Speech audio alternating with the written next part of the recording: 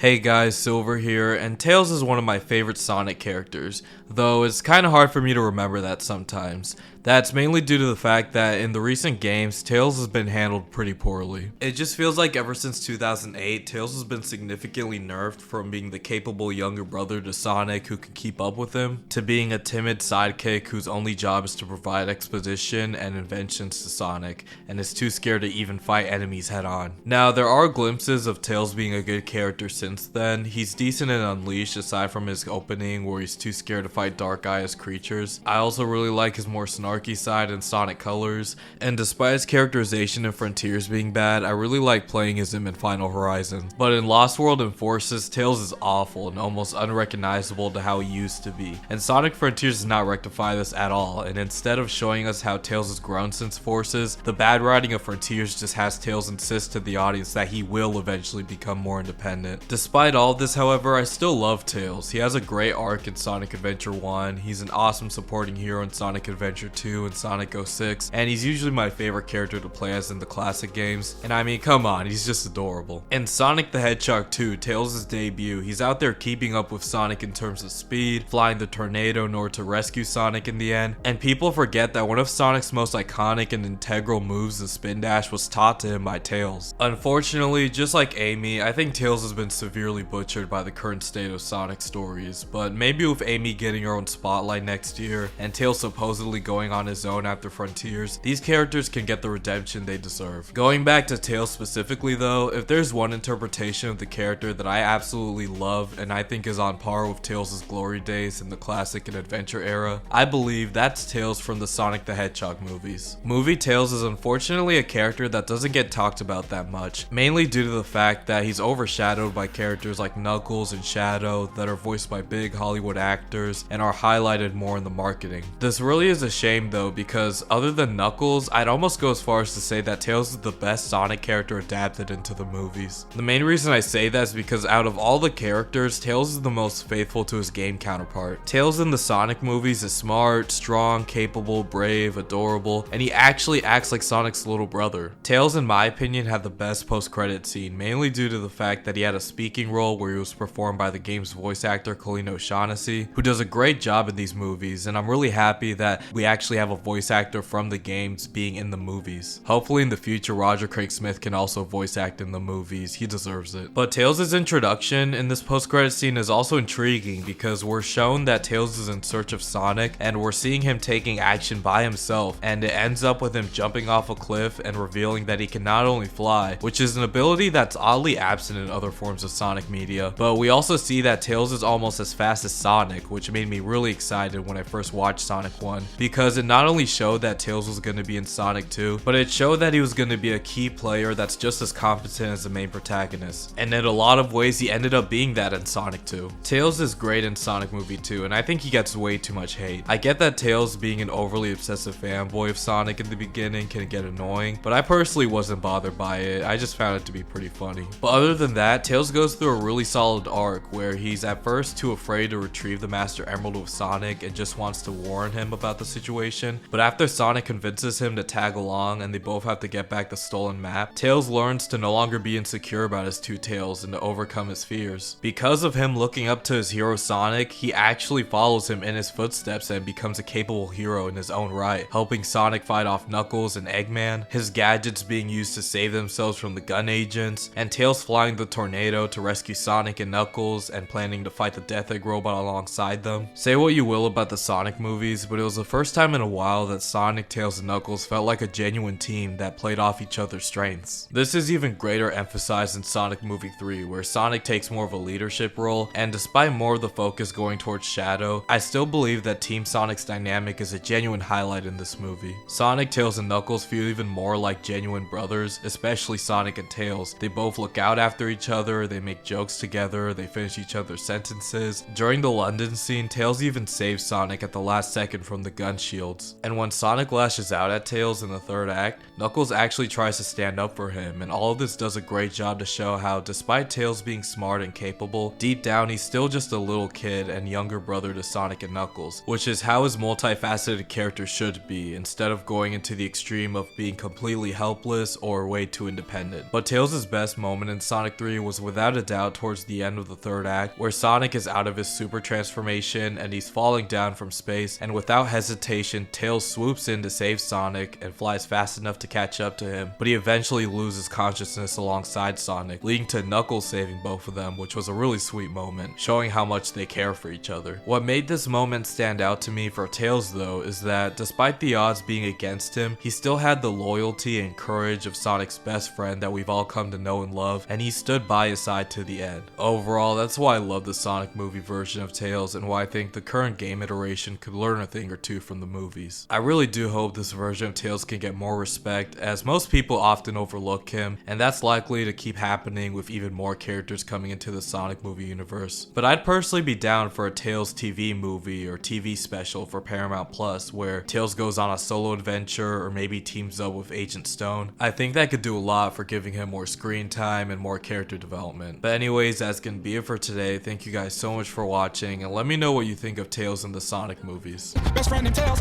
best friend in Tails, best friend in Tails.